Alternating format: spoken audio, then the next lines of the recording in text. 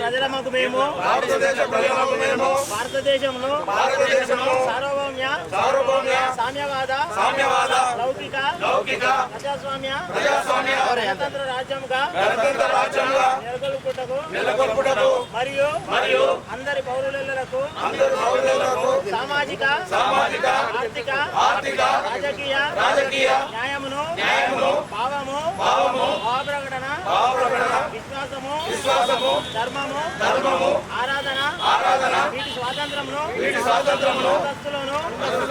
అవకాశములను సమానత్వమును చేకూర్చుటకు మరియు వారందరిలో వ్యక్తి గౌరవము జాతీయ ఐక్యతను అఖండతను తప్పక ఉనగూర్చు పెంపొందించుటకు సత్యనిష్టపూర్వకంగా తీర్మానించుకొని ఈ 1949 సంవత్సరమున నవంబర్ అంగీకరించి అధిశాసనము చేసి మాకు మేము ఇచ్చుకున్న వారిమైతిమి.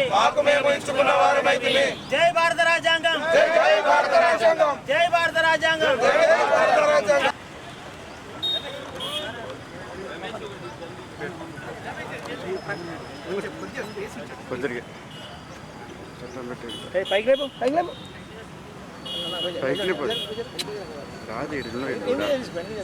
చెప్పండి. ఈరోజు భారత రాజ్యాంగాన్ని రచించిన శ్రీ బాబాసాహెబ్ అంబేద్కర్ గారి 133వ జయంతి ఉత్సవాలను నిజామాబాద్ జిల్లాలో నిజామాబాద్ పట్టణంలో ఈరోజు ఘనంగా నిర్వహించడం జరిగినది.